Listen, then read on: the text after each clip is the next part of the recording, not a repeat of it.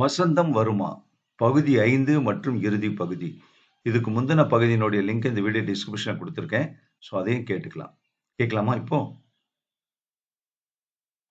அத்தியாயம் 17. அந்த பேக்கரி கடை உரிமையாளரின் மனைவி கணவருக்கு தெரியாமல் சேமிக்கும் பணத்தை எல்லாம் சின்னதுரையிடம் கொடுத்து தனது பெயரில் வங்கியில் செலுத்துமாறு சொல்வது வழக்கம். இதுவரை தன் முதலாளி அம்மாள் 1,00,000, 2 லட்சங்கள் வரைதான் சின்னதுரையிடம் தந்து வங்கியில் செலுத்துமாறு சொல்லுவார். ஆனால் இன்று முள்ளங்கி பந்தாட்டம் ரூபாய் 25 லட்சத்தை ஒன்றாக பார்த்ததும் சின்னதுரையின் மனதில் சபலம் தட்டியது.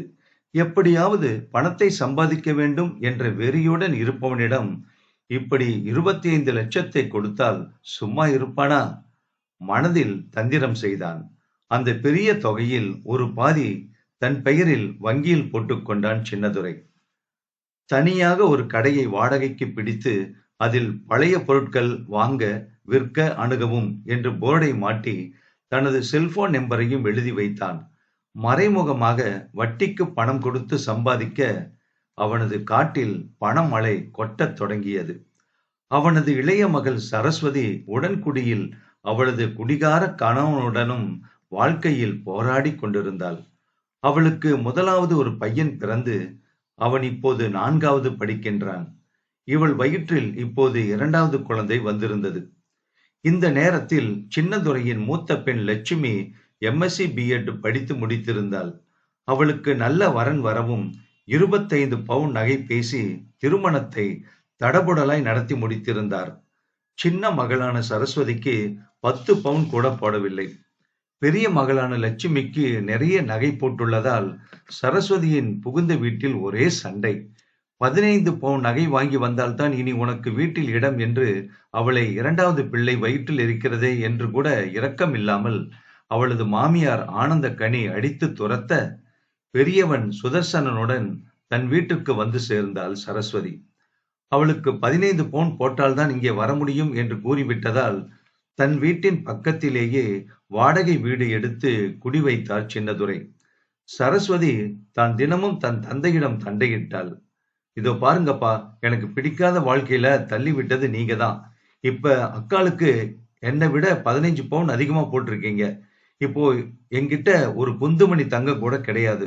எனக்கு ஒரு 15 பவுன் நீங்க போடணும் என்று வாதிட்டாள். ஏய், என்னடி எங்கிட்டயே இவ்வளவு வாய்க்கொழுப்பா பேசுற? உன் புத்திக்குதான் இப்படி வாழ்க்கை அமைஞ்சிருக்கு என்ற சின்னதுரை அவளை முறைத்து விட்டு நகர விக்கித்து அப்படியே நின்றாள் சரஸ்வதி. ச்சே, இவரெல்லாம் ஒரு அப்பாவா? என் வாழ்க்கையை பாலைவனமாக்கிவிட்டு எல்லாம் உன் தலையெழுத்து என்று தன் மீது ஒரு தவறும் இல்லாதது போல பேசிவிட்டு போகிறாரே என்று அவர் மேல் கட்டுக்கடங்காத கோபமாக கொந்தளிப்புடன் இருந்தாள் சரஸ்வதி. பக்கத்து வீட்டிற்கு வந்தாலும் வந்தாள். தினமும் தன் அப்பாவிடம் சண்டை போடுவதையே குறிக்கோளாக கொண்டிருந்தாள் சரஸ்வதி.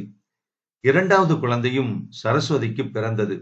அதுவும் ஆண் குழந்தையாகவே பிறந்தது. இந்த ஒன்றுதான் நான் கண்ட சுகம். பெண்ணாக பிறந்தால் என் போல அடிமை வாழ்க்கைதான் வாழ வேண்டும். எனவே எனக்கு பெண் குழந்தை வேண்டாம் என்று எண்ணினேன். அது ஒன்றுதான் நான் எண்ணியது போல இந்த தெய்வம் எனக்கு தந்திருக்கிறது என்று சரஸ்வதி பேச, இவளது பையன் சுஜித் பிறந்த 5வது மாதமே அவளது அக்கா லட்சுமிக்கும் ஆண் குழந்தை பிறக்க, லட்சுமியின் குழந்தைக்கு செயின், வளையல் என்று அப்பா சின்னதுரை செய்து போட, குழந்தையின் அப்பா அரைஞான் தங்கத்தில் போட பேர் சூட்டும் விழா அமர்க்களப்பட்டது. தன் முதல் பையனுக்கு 1/2 பவுன் போட்ட அப்பா இப்போது அக்கா பையனுக்கு 2 பவுனில் செயின் போடவும் பொறுக்க மாட்டாமல் கேட்டுவிட்டாள் சரஸ்வதி. அதென்ன, என் பையனுக்கு 1/2 பவுன்ல செயின், அக்கா பையனுக்கு 2 பவுன்ல செயினா? ஏன்பா இந்த ஓரவஞ்சனை? ஏய், அது அப்போ என் நிலைமைக்கேற்ப, இப்ப என் நிலைமைக்கேற்ப இது என்ற அப்பாவை வெறுப்புடன் பார்த்தாள் சரஸ்வதி. மனதிற்குள் தந்தை மீது கடும் கோபம் கொண்டாள் சரஸ்வதி. தன் இளைய மகன் சுஜித்தை UKG வகுப்பில் சேர்த்ததும் தானும் படிக்கப் போகிறேன், என் படிப்பு செலவை நீங்களே ஏற்றுக்கொள்ளுங்கள் என்று தினமும் அவளது தந்தையிடம் சண்டை பிடிக்க, நீ இனிமே படிச்சேன்ன உன் குழந்தைகளை படிக்க வச்சு அழகு பார்க்க வேண்டியதானே என்று மறுத்துரைத்த தந்தையிடம், நான் என்ன கிழவியா? எனக்கு இப்போ கல்யாணமாகி 15 வருஷம்தான் ஆகுது. இப்போ எனக்கு 31 வயசு தான் ஆகுது. இன்னும் 5 வருஷம் படிச்சா நான் டீச்சர் ஆயிரலாம். நீங்க என்ன படிக்க வைங்க. இல்ல நான் இருந்து ஒரு பிரயோஜனமும் இல்ல. நான் தூக்குல தொங்க போறேன் என்று வெளியே கிடந்த கயிற்றை எடுத்து வந்து ஒரு அறைக்குள் போனவளை கூடவே போய் தடுத்து அவளை தர தரவென இழுத்து வந்தாள் அவளது தாய் சித்திரலேகா. என்னங்க, அவளும் நல்லா வாழணும்னா அவ நினைச்ச டீச்சர் படிப்பை படிச்சுட்டு போறாங்க. நீங்க அந்த செலவு ஏத்துக்கோங்க என்று சொன்னாள். தொலையுது போ, அவளது படிப்பு செலவை நானே ஏத்துக்கிறேன் என்று பெரிய மனதாய் ஒத்துக்கொள்ள சரஸ்வதிக்கு முகத்தில் சாதித்துவிட்ட பெருமை மின்னியது. பிள்ளைகளை, அதாவது மூத்தவன் சுதர்சன், இளையவன் சுஜித் 2 பேரையும் பள்ளிக்கு அனுப்பிவிட்டு தன் 10ஆம் வகுப்பு சான்றிதழுடன் அந்த டுட்டோரியல் வகுப்பிற்கு ஆனந்தத்துடன் படிக்கச் சென்றாள் சரஸ்வதி. 12ஆம் வகுப்பிற்கு அட்மிஷன் போட்டாள். ஒரே வருடத்தில் படிப்பில் கெட்டிக்காரியான சரஸ்வதி 80% தேர்ச்சி பெற்றாள். அடுத்த வருடமே BA படிப்பிற்கு அட்மிஷன் போட்டாள். அஞ்சல் வழி படிப்பில் விண்ணப்பித்தாள். அதே டுட்டோரியல் காலேஜில். சனி ஞாயிறு வகுப்பில் சேர்ந்து படித்தாள். ஒவ்வொரு செமஸ்டரிலும் முதல் வகுப்பில் தேர்ச்சி பெற்றாள். இப்போது பிஎட் வகுப்பில் சேர்ந்து படித்தாள் சரஸ்வதி. அப்பாவிடம் பணத்தை கேட்க, இந்த படிப்பை மட்டும் உன் கணவன்கிட்ட வாங்கி படி என்று கூறிவிட தன் தந்தை மீது மிகவும் கடுப்பானாள் சரஸ்வதி. ஒரு கட்டத்தில் மிகவும் கோபமான சின்னதுரை சரஸ்வதியை வேகமாக அறைந்து தள்ளினார். விழுந்த அவள் அதன் பிறகு எழுந்து கொள்ளவே இல்லை. அத்தியாயம் 18. வருடங்கள் பல உருண்டோடி இருந்தது. சின்னதுரைக்கு வயது 62 ஆகியிருந்தது. காலையிலேயே அவர் மிகவும் பரபரப்புடன் காணப்பட்டார். தனது பேரன் சுதர்சன் இன்று அமெரிக்காவில் இருந்து வருகிறான். ஏர்போர்ட் போய் அவனை எதிர்கொள்ள ஆவலுடன் காணப்பட்டார். வீடே களை கட்டி இருந்தது. அவரது மகன்களான குமார், கிருஷ்ணன் இருவருக்குமே திருமணமாகி மருமகள்கள், பேரன்கள், பேத்தி என்று பெரிய பங்களாவில் வசிக்கின்றனர் சின்னதுரை சித்திரலேகா தம்பதியினர். மூத்த மகள் லட்சுமி தன் கணவன், தன் 2 குழந்தைகளுடன் தன் தங்கை சரஸ்வதியின் மூத்த மகன் சுதர்சனை வரவேற்க ஹாலில் பெரிதாய் மாட்டி வைத்திருந்த தன் தாயின் படத்திற்கு முன்பு வந்து நின்று வணங்கினான். சுஜித் சரஸ்வதியின் படத்திற்கு மாலை போட்டு வைத்திருக்க கம்பீரமான தோற்றத்துடன் சிரித்தபடி தன் தாய் தன்னையே பார்ப்பது போல இருந்தது சுஜித்திற்கு. அம்மா, அண்ணன் சாதிச்சிட்டாமா, நீ பாருமா, நீ நினைச்ச படிப்பை படிச்சு வெளிநாட்டுல வேலைக்கு சேர்ந்து மாசம் 5 லட்சத்துக்கு மேல வருமானம் பார்க்கறான். இப்போ நானும் BE படிச்சு முடிச்சிட்டேமா. வேலைக்கான ஆர்டரும் எனக்கு கிடைச்சிருச்சு. நீ படிக்க காசு கேட்கிற போதெல்லாம் தராம உன்னை அள வச்ச தாத்தா இப்ப அண்ணனின் படிப்போட என் படிப்புக்கும் சேர்த்து அவரே செலவு செய்யறாருமா. உன் படிப்புக்கு அவர் சண்டை போடாம பணம் கொடுத்திருந்தா நீ எங்களை விட்டு போயிருக்கிற நிலைமை எங்களுக்கு வந்திருக்காதேம்மா. அவன் குரல் தழுதழுத்தது. எப்படிம்மா எங்களை அந்த சின்ன வயசுல விட்டுட்டு பிரிய மனசு வந்தது உனக்கு என்று தாயின் படத்தின் முன் கண்ணீர் மல்க நிற்கும் பேரன் சுஜித்தை கண்டதும் ஓடி வந்து கட்டி கொண்டார் சின்னதுரை. ஏன்பா இப்படி அழலாமா நீ? உங்க 2 பேரையும் பார்த்து பெருமைப்படுற கொடுப்பன் இல்லாம போயிடுச்சு உங்க அம்மாவுக்கு. சரஸ்வதி, உன்னை போலவே உன்னுடைய 2 பையன்களும் படிப்புல சூர புலிகளா இருக்காங்க. அதனாலதான் அவங்க விரும்பின படிப்பையெல்லாம் படிக்க வச்சு உனக்கு படிப்பு தராதனா இப்போ கொஞ்சம் மன நிம்மதியை தேடிக்கிட்டேன். உன்னுடைய 2 பையன்களையும் என்னுடைய 2 கண்களின் மணிகளாக பாவித்து வளர்த்து நல்ல படிப்பையும் கொடுத்துட்டேமா. இனிமே 2 பேரை பத்தியும் எனக்கு கவலையே இல்லை. உன்னுடைய ஆசீர்வாதத்தால அவங்க 2 பேருமே நல்லா இருப்பாங்க என்று நினைத்த சின்னதுரை நெடுமூச்சு விட்டவாறு சோஃபாவில் வந்து அமர்ந்தார். முன்பு தான் பணத்துக்காக பட்ட பாடும் தற்போது தன் பணக்கார நிலைமையையும் நினைத்து பார்த்தவர் மனதிற்குள் மலைத்துத்தான் போனார். அன்று மட்டும் இன்று போல மனம் பண்பட்டு இருந்திருந்தால் தன் இளைய மகளான சரஸ்வதியை இழந்திருக்க வேண்டியிருக்காதே. தன் பேரன்களும் இப்படி தாய் தந்தை இல்லாமல் என்னையே அண்டி இங்கே என் மருமகள்களின் ஏளன பேச்சை கேட்டு மனம் நொந்திருக்க மாட்டார்களே என்றெல்லாம் நினைத்து நீண்ட பெருமூச்செறிந்தார். தன்னையே முறைத்து பார்த்தவாறு போட்டோவில் இருந்த சரஸ்வதியிடம், சரஸ்வதி, என்ன மன்னிப்பியம்மா? நான் நடந்துகிட்ட அந்த மிருகத்தனத்துக்காக உன்னுடைய பசங்களை படிக்க வச்சு நான் பிராயச்சித்தம் தேடிக்கிட்டு இருக்கேம்மா என்று கண்கலங்கினார். அப்போது அங்கே வந்தாள் மூத்தவள் லட்சுமி. என்னப்பா, சுதர்சன வரவேற்க யாரெல்லாம் ஏர்போர்ட்டுக்கு போக போறீங்க? நானும் சுஜித்தும் போறோம்மா. நாங்களும் வர்றோம் தாத்தா என்று யோகனும் மோகனும் அங்கே வந்தனர். லட்சுமியின் புதல்வர்கள் அவர்கள் இருவரும். குமாரும் கிஷனும் நாங்களும் வர்றோம்ப்பா என்க கூற, லட்சுமியின் கணவர் சுந்தர் அந்த சுமோ வண்டியை ஓட்ட மீதி 7 பேரும் அதில் அமர ஏர்போர்ட்டை நோக்கி புறப்பட்டது அந்த வண்டி. அத்தியாயம் 19. சுதர்சனா, நில்லுப்பா என்ற சின்னதுரை, ஏய் சித்ரா என்று குரல் கொடுக்க, இதோ வரேங்க என்ற சித்ரா தன் பேரன் சுதர்சனுக்கு ஆரத்தி எடுத்து திஷ்டி கழித்தாள். தன் பேரனை பார்த்து பூரித்து போனார் சின்னதுரை. இந்த சில வருடங்களில் மினுமுணுப்புடன் பார்க்க மிகவும் கம்பீரமாக தெரிந்தான் சுதர்சன். வீட்டிற்குள் வந்தவன் ஹாலில் மாட்டியிருந்த தன் தாயின் படத்தை பார்த்து வணங்கினான்.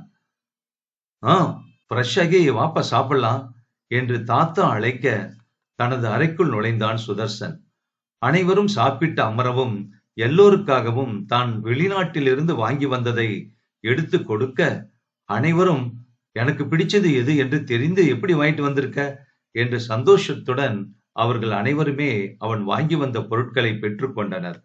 பின்பு அவனை ஓய்வு எடுக்குமாறு கூற அனைவரும் அங்கிருந்து கலைந்து சென்றனர்.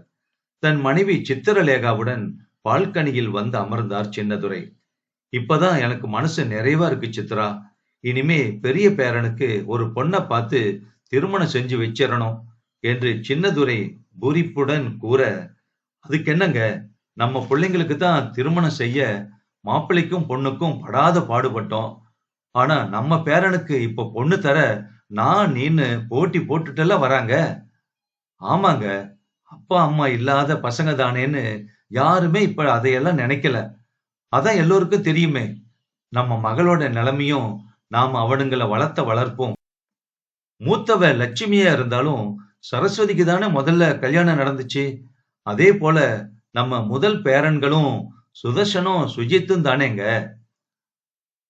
ஆமா, நம்ம சுதர்சனும் இந்த 5 வருஷத்துல நிறைய சம்பாதிச்சு அனுப்பியிருக்கான் இல்ல. அவன் பேர்ல வங்கியிலயும் வர வச்சுட்டேன். இப்ப நம்ம மக சரஸ்வதி இருந்திருந்தா எவ்வளவு சந்தோஷமா இருந்திருப்பா தன்னுடைய மகனை பார்த்து என்று சித்திரலேகா கவலையுடன் கூற, ஆமா சித்ரா, அவளை சாவுக்கு தள்ளிய பாவி நான் தான். அன்னைக்கு மட்டும் நான் அவ கேட்ட நகையும் பணத்தையும் கொடுத்திருந்தா இன்னைக்கு நம்ம 2 பேரன்களும் தன்னுடைய தாய் தந்தையுடனே வளர்ந்திருப்பாங்க இல்ல. ஆமாங்க, உங்க மகளை இழந்ததோட நம்ம மருமகனையும் இந்த பக்கமே வரவிடாம தடுத்துட்டாலே நம்ம மாப்பிள்ளையோட அம்மா ஆனந்தக்கனி. எப்படியோ நம்ம கிட்ட பணம் சேர்ந்ததால நம்ம நல்லபடியா வளர்த்து ஆளாக்கிட்டோம் 2 பேரையும். இல்லாட்டா இந்த 2 சின்ன பசங்களோட நிலைமைய என்னால நினைச்சு பார்க்கவே முடியலைங்க. உங்ககிட்ட பணம் இருந்ததால தானே நம்ம பையன்களால கூட எதுவுமே சொல்ல முடியல. ஆனா இன்னும் எனக்கு ஒரு வருத்தம் இருக்கு சித்ரா. என்னங்க என்னங்க அது? அன்னைக்கு மட்டும் நான் அவளை அடிச்சு தள்ளிராட்டா அவ இப்படி அநியாயமா உயிரை விட்டிருக்க மாட்டா என்றார் மெல்ல. என்ன பேசுறீங்க? நீங்க ஏதோ கோபத்துல அடிச்சிட்டீங்க. அதுக்காக அவ 2 குழந்தைங்களையும் நினைச்சு பார்க்காம அப்படி உள்ள போய் தூக்குல தொங்கலாமா? இல்ல இல்ல சித்ரா, அவ தூக்குல தொங்கல. என்ன என்னங்க சொல்றீங்க? ஆமா சித்ரா, நான் அடிச்ச அடியில விழுந்தவ அப்புறம் எந்திரிக்கவே இல்லை. கொஞ்ச நேரம் கழிச்சு என்னடி நடிக்கிறியான்னு நான் அவளை திருப்பினப்பதான் அசைவே இல்லை உடம்புல. அப்பதான் நான் அதிர்ச்சியில மூச்சு வருதான்னு கைய மூக்கல வச்சு பார்த்தேன். அவ மூச்சையே நிறுத்தி இருக்கா சித்ரா என்று பதறியபடியே கண்கலங்கினார் அவர். என்னங்க சொல்றீங்க? அப்போ நம்ம சரஸ்வதி தற்கொலை பண்ணிக்கலையா? நீங்களா நீங்களா அவளை கொலை பண்ணிட்டீங்களா என்று அதிர்ச்சியுடன் வினவிய மனைவியை ஏறிட்டு பார்க்க கூசியவர், ஆமா சித்ரா, இந்த பாவிதான் என் மகளை கொன்னு இருக்கேன். கோபத்துல பலமா அடிச்சதால நில தடுமாறி விழுந்ததுல நம்ம மகளோட உசுறு போயிடுச்சுமா. அப்போ தூக்குல தொங்குனது நான் தான் தொங்க விட்டேன். அவ கணவன் கோச்சுக்கிட்டு போயிட்டதால வருத்தத்துல தூக்குல தொங்கிட்டான்னு உன்னையும் உறவுக்காரங்களையும் நம்ப வச்சுட்டேன். ஐயோ! பெத்த மகளையே கொன்னுட்டு எப்படி உங்களால இப்படி நாடகம் ஆட முடிஞ்சது? அதனாலதான் சித்ரா, நான் இப்ப நிம்மதி இல்லாம தவிக்கிறேன். உள்ளுக்குள்ள தினம் தினம் செத்து செத்து பொழைக்கிறேன். பின்ன கடப்பறைய முழுங்கிட்டு எப்படிங்க நிம்மதியா இருக்க முடியும்? அதனாலதான் யார் சொல்லையும் கேட்காம அவ புள்ளைய வெளிநாட்டுக்கு அனுப்பி வச்சீங்களா? ஆமா சித்ரா, நான் செஞ்ச பாவத்துக்கு பரிகாரம் தேட தான் நினைச்சேன். என்ன பரிகாரமா? நீங்க செஞ்ச பாவத்துக்கு பரிகாரமே கிடையாதுங்க. சித்ரா, நீயா நீயா இப்படி எல்லாம் சொல்ற? ஆமாங்க, உங்களால தானே அந்த 2 பசங்களும் தாயும் தந்தையும் இல்லாம வளர்ந்தாங்க. நீங்க அவ கணவன் கிட்ட சண்டை போட்டுட்டு தூக்குல தொங்கிட்டா அப்படின்னு சொன்னதுனால தானே சுதர்சனும் சுஜித்தும் அவனுங்க அப்பாவையே வெறுத்து ஒதுக்குனாங்க. அதுக்கு என்ன இப்போ? அந்த குடிகார அப்பாவோட போயிருந்தா இவனுங்களை இப்படி நல்ல படிப்பு படிக்க வைக்க முடியுமா? படிக்க வச்சிருப்பானா என்ன? முடியாதுதான். இருந்தாலும் அவங்களோட அப்பாவை வெறுத்து ஒதுக்கி இருக்க மாட்டாங்கல்ல. நீங்க அவனுங்களுக்கு பெரிய பாவத்தை பண்ணிட்டீங்க. உங்களுக்கு மன்னிப்பே கிடையாது. ஏய் சித்ரா, என்ன சொல்ற நீ? இப்ப கொஞ்ச நேரத்துக்கு முன்னாடி தான் நீங்க பெரிய புண்ணியம் செஞ்சிட்டீங்கன்னு சொன்ன. அதே வாயால இப்ப பெரிய பாவத்தை செஞ்சிட்டதா சொல்ற. பின் என்னங்க? அந்த பிள்ளைங்களுக்கு பெத்தவங்களே கண்ணுல காணாம வச்சிருக்கீங்களே, அது பாவமா? தெரியலையா உங்களுக்கு? பாவம் தானே? அடியே, என்ன புரிஞ்சுக்கிட்ட நீயே இப்படி பேசலாமா? இல்லைங்க, அதுங்க 2ம் அப்பப்ப நம்ம மருமகளுங்க வாயில விழுந்து வருபடுறதப்போ நான் எவ்வளவு துடிச்சு போயிருக்கேன் தெரியுமா? அப்ப அந்த பசங்களும் எப்படியெல்லாம் துடிச்சிருப்பானுங்க. அதுக்கெல்லாம் இந்த புள்ள இப்படி அநியாயமா தற்கொலை பண்ணிக்கிட்டதே அதானே காரணம்னு எத்தனை நாள் நான் நம்ம சரஸ்வதியை திட்டியிருக்கேன் தெரியுமா? ஆனா என் தங்கத்தை நீங்களே அடிச்சு கொன்னுட்டு தூக்கல தொங்க போட்டுட்டு அவளே தொங்கிட்டுதான் ஊரையே நம்ப வச்சதோடு இல்லாம நம்ம வீட்டுல எல்லார்கிட்டையும் நல்லவர் மாதிரி நாடகம் போட்டு ஏமாத்தி இருக்கீங்க இல்ல? அப்படித்தானே? கோபத்தில் கத்தினாள் சித்ரா. ஏய், என்னடி இது? நீயே ஊரை குட்டி என்ன மாட்டி வச்சிருவ போல. பின்ன உங்களை பார்க்கவே எனக்கு பயமா இருக்குங்க. பெத்த பிள்ளைய கொன்னுட்டு மறைச்ச நீங்க இதையுமே இல்லாதவரு. இனிமேல ஒரு நிமிஷம் கூட உங்க முகத்தை பார்க்க நான் விரும்பல. தன் தாத்தாவிடம் பேச வந்த சுதர்சன் பாட்டி பேசியதை கேட்டுவிட்டான். அவன் கண்கள் சிவந்தன. கோபத்தில் துடித்தான். அப்போது உள்ளே நுழைந்த அவன் தாத்தாவிடம், என் அம்மாவை அடிச்சு கொன்னுட்டுதான் அந்த பாவத்தை தொலைக்கிறதுக்காக எங்களை வளர்த்து ஆளாக்குனீங்களா என்று தன் தாத்தாவிடம் சத்தம் போட்டான். ஐயோ ஐயா, நான் வேணும்னே கொல்லலையா. ஒரு அடி அடிச்சதுல உன்னோட அம்மா விழுந்துட்டா. படாத இடத்துல பட்டு உயிர் போயிடுச்சியா. இந்த தாத்தாவை மன்னிச்சிடுப்பா என்ற போது வீட்டில் இருந்த அனைவரும் அங்கே கூடிவிட, ச்சே, நீங்க கடைசியில பெத்த மகளையே கொன்ன கொலகாரனா என்று சித்திரலேகா உள்பட அனைவருமே அங்கிருந்து வெளியேற துடிதுடித்து போனார் சின்னதுரை. அப்பொழுது அழுது புரண்டவர் மனதில் சரஸ்வதி வந்து நின்று சிரித்தாள். அத்தியாயம் 20. 3 நாட்களாயிற்று வீட்டை விட்டு வந்து. சுதர்சன் அனுப்பிய பணத்தில் அவனது தம்பி சுஜித் பார்த்து பார்த்து கட்டிய பளிங்கு மாளிகை சுமார் 1 கோடி மதிப்பில் தகதகத்தது. எனவே அன்று சண்டை போட்டுவிட்டு குடும்பத்தில் உள்ள அனைவரும் சின்னதுரையை விட்டு விலகி இங்கே வந்து தங்கிவிட்டிருந்தனர். இந்த பாலையாவது குடிமா, இப்படியே எதுவும் சாப்பிடாம இருந்தா உடம்பு என்னத்துக்காகும் என்று தன் தாயை பாலை குடிக்க வைக்க படாது பாடுபட்டு கொண்டிருந்தாள் லட்சுமி. அருகே வந்த குமாரின் மனைவி, அத்தை, நீங்க மாமாவை விட்டு பிரிஞ்சிருந்ததே இல்லைன்னு சொல்லியிருக்கீங்க. அப்படி இருந்த நீங்க இந்த 3 நாளா பிரிஞ்சிருக்கீங்கன்னா உங்க உடம்புதான் இங்க இருக்கு, உள்ளம் மாமாவையே வட்டமிடுது. சரிதானே அத்தை? இல்ல, அவரு இப்படி பெத்த மகளையே அடிச்சு கொண்டுட்டு இத்தனை வருஷமா கமுக்கமா இருந்திருக்காரே, இன்னும் என்னவெல்லாம் என்கிட்ட சொல்லாம மறைச்சாரோ. அதனாலதான் அவரை நான் நினைக்கவும் மாட்டேன், இந்த விஷயத்துல மன்னிக்கவும் மாட்டேன் என்று படபடத்தாள் சித்ரா. சரிமா, இந்த பாலையாவது வாங்கி குடி, அப்பதான் உன் மனசுல எரியற தீ அணையும் என்று தனது அம்மாவின் கையில் பால் குவளையை திணித்தாள் லட்சுமி. சித்ரா கையில் பால் குவளையை பிடிக்கவும் அறக்க பறக்க அங்கே ஓடி வந்தான் அந்த வீட்டு வேலைக்காரி வனஜா. ஏய் வனஜா, என்னாச்சுடி? எதுக்கு இப்படி ஓடி வர? அம்மா, அங்க அங்க ஐயா, ஐயோ ஐயா, ஏய் ஐயாவுக்கு என்னாச்சு என்ற சித்திரலேகா கையில் இருந்த பால் டம்ளரை அப்படியே நழுவ விட்டாள். ஐயா பேச்சு மூச்சு இல்லாம கிடக்கிறாருமா அங்க வீட்டுல, வீட்டுக்கு வாங்க, எல்லோரும் வாங்க உடனே என்று பதறினாள் வேலைக்காரி. ஏய், எங்க அப்பா இப்படி உன்னை சொல்ல சொன்னாராக்கும் என்று வேலைக்காரியை பார்த்து கத்தினான் குமார். இல்லைங்க ஐயா, உண்மையாவே கட்டில மல்லாக்க கிடக்கிறாரு. என்னை தொட்டு பார்க்க எனக்கு பயமா இருந்துச்சு, அதான் இங்க ஓடியாந்த என்றாள். வாங்க எல்லோரும் அங்க போகலாம் என்று 2 கார்களில் சின்னதுரை வீட்டின் முன் வந்து இறங்கினர் அனைவரும். சின்னதுரை மல்லாக்க படுத்திருக்க, அருகில் மாத்திரை டப்பா, அது தூக்க மாத்திரைகள் இருந்த டப்பா, அதில் இருந்த அனைத்து மாத்திரைகளையும் அவர் தின்றிருப்பார் போல அது காலியாக கிடந்தது. ஐயோ, மோசம் போயிட்டேனே, இப்படி நாங்க போனா நீங்க காவல் நிலையத்தில் உள்ளதை சொல்லி சரணடைஞ்சிருவீங்கன்னு நான் நினைச்சேன். இப்படி கோழையா சாக துணிவீங்கன்னு நான் கனவுலயே எண்ணலையே என்று சித்திரலேகா அழுது புலம்ப, செத்தாலும் சாவேனே தவிர நான் யாரிடமும் சரணடைய மாட்டேன் என்று வீராப்பாய் நெஞ்சை நிமிர்த்தியபடி படுத்திருந்தான் சின்னதுரை. அவரது அருகில் ஒரு பேப்பர் கிடந்தது. அதனை எடுத்து படிக்க துவங்கினான் இளைய மகன் கிருஷ்ணன். அதில் என்னை யாருமே மன்னிக்க மாட்டீர்கள் என்று எனக்கு தெரிந்துவிட்டது. எனவே எனக்கு இந்த உலகில் வாழ பிடிக்கவில்லை. என் மகள் சரஸ்வதியிடமே சென்று மன்னிப்பு கேட்டுக்கொள்கிறேன். கொஞ்சமாவது என் மீது இரக்கம் இருந்தால் என் மகன்கள் இருவரும் தன் அம்மாவை நன்றாக பார்த்து கொள்ளவும், இதே வீட்டில் வந்து தங்கவும் நான் தாழ்மையுடன் கேட்டுக்கொள்கிறேன்.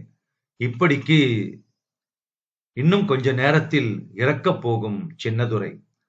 அப்போது சுதர்சனனின் செல்போனில் நாம் வாழும் வாழ்வே சில காலம்தான், உறவோடு வாழ்ந்தால் அது பூக்கோளம்தான் என்ற ரிங்டோன் ஒலிக்க அதை எடுத்து செவி மடுத்தான்.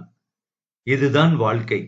சின்னதுரை தன் வாழ்வில் சின்ன வயதில் வறுமை, இளம் வயதில் சிறுமை, முதுமை வயதில் கடுமை என எப்படியோ வாழ்ந்து தனது குடும்பத்தாரை பெரும் பணத்திற்கு சொந்தமாக்கியவர் முடிவில் கோழையைப் போல தற்கொலை செய்து கொண்டார். இந்த சின்னதுரை தனது வாழ்வில் எதையுமே யோசித்து செய்ததில்லை. அதனால் தானோ என்னவோ அவரது வாழ்வு இப்படி கோழைத்தனமாய் முடிந்துவிட்டிருக்கிறது. வசந்தம் வருமா குடும்ப நாவல் முற்றும். இந்த நாவல் சம்பந்தப்பட்ட உங்க கருத்தை கமெண்ட் பாக்ஸ்ல பதிவு பண்ணுங்க.